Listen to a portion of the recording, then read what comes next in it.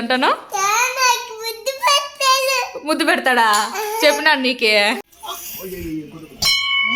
ఇంకోటి హాయ్ అండి, ఎలా ఉన్నారు అందరూ? Welcome back to our channel. నేను మీ ఇద్దరిని ఈరోజు వ్లాగ్ వచ్చేసి మా ఇంటి బుజ్జి గణపయ్య వీడియో అనమాట. ఇది నేను సెకండ్ టైం చేసుకుంటున్నాను ఇంట్లో బొమ్మను పెట్టుకొని. చాలా బాగా జరిగింది. అంటే ఆడంబరాలుగా హెవీగా జరిగిందని కాకుండా సింపుల్గా జరిగిన శాంతంగా బాగా జరిగిందనమాట. అంటే మార్నింగ్ లేచినప్పటి నుంచి దేవుని పూజతో సహా సాయంత్రం ఈవినింగ్ ఉద్వాసన చెప్పేంత వరకు ఈ వీడియో అయితే ఉంటుందన్నమాట. స్కిప్ చేయకుండా చూడండి, చాలా కొత్త విషయాలు అయితే తెలుసుకుందాము. అలాగే కొత్తగా వినాయకుడిని పూజలో మనం ఇలా వినాయకుడి బొమ్మ తెచ్చుకొని పూజ చేయాల్సిన వాళ్ళు, చేయాలనుకుంటున్న వాళ్ళు ఒకవేళ చేస్తే ఏమవుతుందో అనుకునే వాళ్ళ గురించి కూడా కొన్ని విషయాలు అయితే మాట్లాడుకుంటాము. బోర్ అయితే కొట్టదనమాట వీడియో. సో స్కిప్ చేయకుండా పూర్తి వరకు అయితే చూసేయండి. వీడియోలోకి అయితే వెళ్ళిపోదాం అనమాట. మార్నింగ్ అయితే నేను చీకట్లోనే లేచి చేద్దాం అనుకున్నాను యాక్చువల్గా, కానీ 9 నుంచి 11:35 వరకు బాగుంది, మంచి టైం అన్నారు. అందుకు ఆ టైంలోనే మనం పూజ చేసుకుందాంలే, పైగా మనము పనులన్నీ కూడా ఉంటాయి కదా అనుకున్నాను. ఈసారి మటుకు చీకట్లో ఏం లేవలేదు. అంటే మరీ 3:30-4 కట్టలేద్దాం అనుకున్నాను కానీ కుదరలేదు. ఇంకా సరే అనేసి నిదానంగానే చేస్తూ ఉన్నాను. 9 గంటల వరకంతా అయిపోయింది అనమాట ఏర్పాట్లన్నీ. ఇంకా 9 నుంచి అయితే పూజలో కూర్చున్నాం అనమాట మేము. మా ఆయన కూడా ఇక్కడ కొంచెం హెల్ప్ చేస్తున్నాడు. అంటే వైషుని నీళ్ళు పోసి రెడీ చేయడము అట్లా అనమాట కొంచెము. ఇంకా పూజ విషయానికి వస్తే ఫస్ట్ టైం చేస్తున్నాం, మాకు ఇంతవరకు పూజ లేదు, వినాయకుని తెచ్చిపెట్టుకుంటే ఏమైపోతుందో అని భయపడే వాళ్ళకైతే మనమేమి క్షుద్ర పూజలు చేయడం లేదు కదా, మనం ఏమైపోతుందో అని భయపడేదానికి. అంటే దేవుడికి మనం బిడ్డలతో సమానమే కదా. దేవుడు ఇప్పుడు నువ్వు నా పూజ చెయ్యొద్దు, నన్ను ముక్కద్దు, నీకు అర్హత లేదు అని అయితే దేవుడు చెప్పడు కదా మనతో. అలా అని మనం చేసినంత మాత్రం మనకైతే చెడు అయితే చేయడు కదా దేవుడు. ఎట్లయినా సరే మనం భక్తితో చేసి ఒక్క ప్రసాదం పెట్టినా చాలు, పూజలు చేసుకుంటా అంటే దేవుడు చెడు చేయడు కానీ మంచే చేస్తాడు ఇంకా మనల్ని.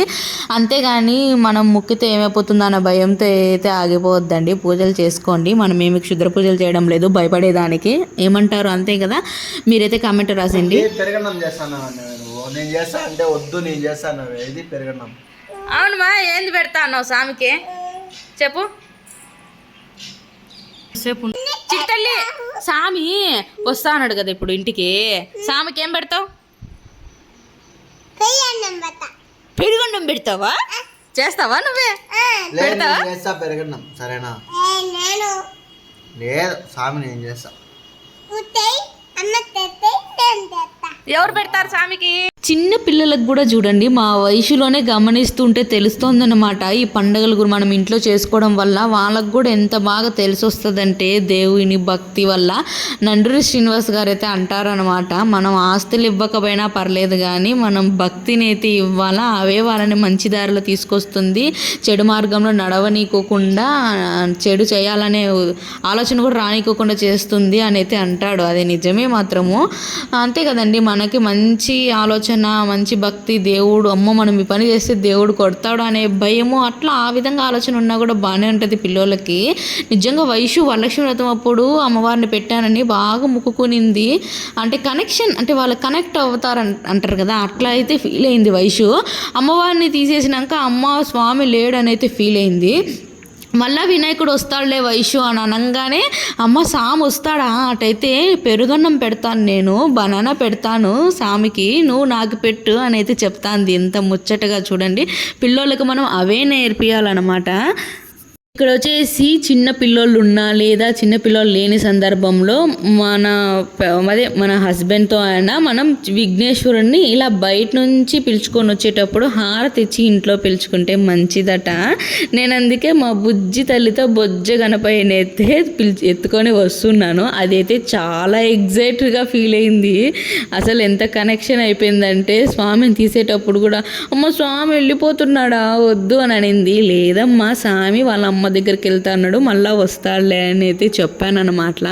సో ఇలా చెప్పడం వల్ల వాళ్ళకు కూడా ఒక విధమైన భావన అనేది ఏర్పడుతుంది పిల్లోళ్ళకి. అంటే దేవుళ్ళకి కనెక్షన్ అవుతారు ఈ వయసు నుంచే. సడన్గా ముక్కమంటే ముక్కరు కదా ఎవరు కూడా పిల్లోళ్ళు. అట్లా ఇంత చెప్పిస్తూ ఉంటే చెప్పడం కంటే ఇట్లా వాళ్ళు నేర్చుకోవడంలోనే ఎక్కువగా కనెక్షన్ అవుతారనమాట. నేను వచ్చేసి ఇక్కడ వైషుతో బొమ్మ మోపించిన మా ఆయనతో అయితే పెట్టించాను ఆ పిల్ల ఆడ కిందేస్తుందో అని. ఇక్కడ వచ్చేసి 3 లడ్డూలు కలిపి 4 లడ్డూలు ఈసారి తెచ్చిండేది. ఒక లడ్డూగా చుట్టేసాను. సాయంత్రం బొమ్మ తీసిన తర్వాత అయితే లడ్డూ తీస్తాను. ఇలా ఒకసారి ట్రై చేయండి, చాలా బాగుంటుంది. అంటాను ముద్దు పెడతాడా చెప్పినాడు నీకే తింగర్ బుచ్చి. సామి లేడు అన్నావు కదా. సామి ఇంటికి వచ్చినాడు, ఏం చేస్తావు సామికి ఇప్పుడు? లడ్డు పెడతావా? సరే, లడ్డు ఇంకా ఏం పెడతావు? పెరగన్నం పెడతావా? ఇంకా బనానా కూడా పెడతావా? బంగారు తల్లి మా నువ్వు, అన్ని పెడతావే నువ్వు. సరే సరే లడ్డు పెట్టు సామికి, సరేనా? పెట్టి ఏం ముక్కుంటావు? నీ బుక్స్ దాపో, మర్చిపోయినా పో, నీ బ్యాగ్ దాపో, బుక్స్ పెడదాం. నాకు చదువు బాగా రావాలా సామి అన్నారు. రాసుకునేది కాదు సామి, చాలా గట్టిగా పట్టుకోవాలా, గట్టిగా పట్టుకో. నాకు భయంగా ఉంది అప్పుల మీద. నాన్నకిచ్చే లేదు, నువ్వే పెట్టు. పెట్టిస్తావా? సామి కాడ పెడతావా? చిన్నగా పెట్టు. అట్లే పెట్టాలా?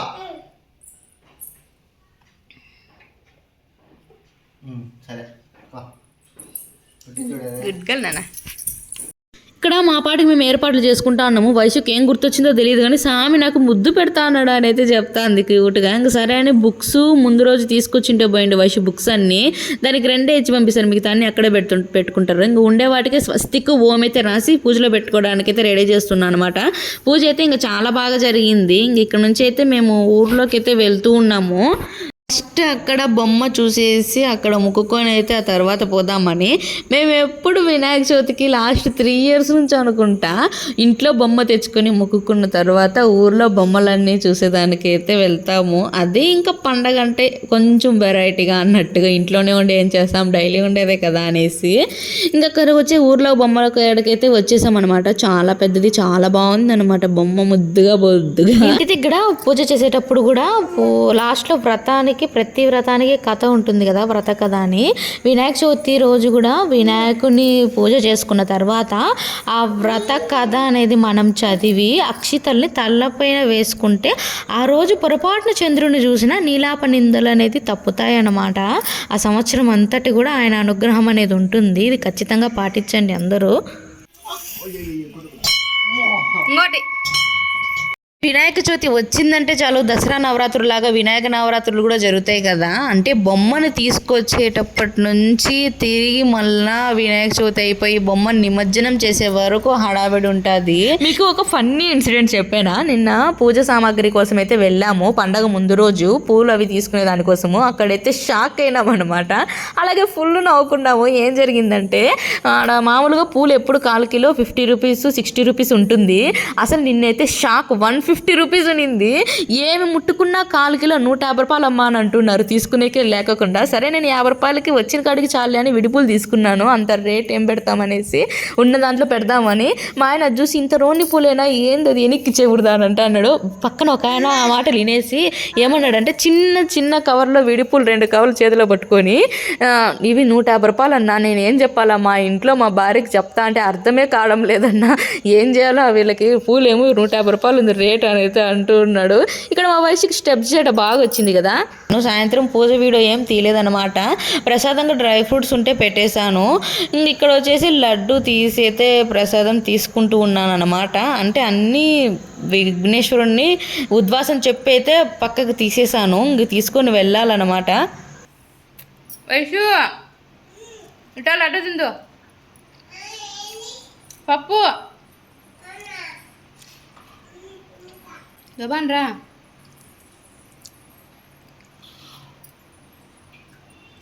రామా దో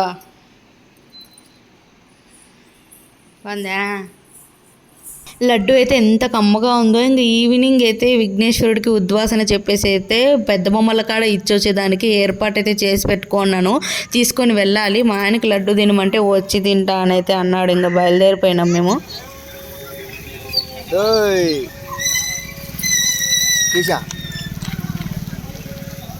ఇప్పుడే స్వామిని ఇక్కడ పెట్టేదానికి అయితే వచ్చామన్నమాట.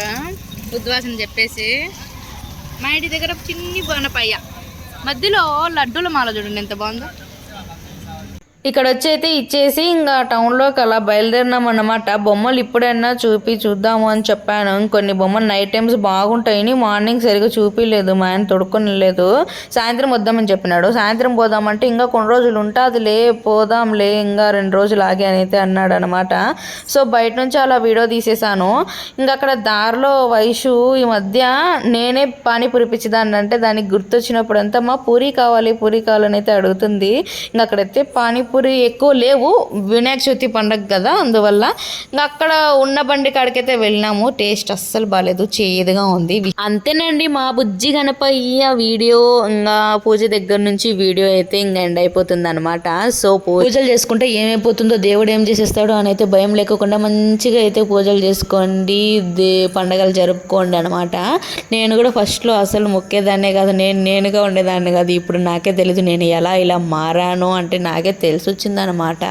అంటే దేవుడు మనకు అన్యాయం చేయడు, మనం చేసిన కర్మలే మనకు అన్యాయం చేస్తాయి. మనం చేసుకున్నదే మనం అనుభవిస్తాము. పూజలు ఎంత బాగా చేసుకునే వాళ్ళు చేసుకోండి, ఏ డౌట్స్ లేకోకుండా. దేవుడు ఏమి అన్యాయం చేయడు, న్యాయమే చేస్తాడనమాట.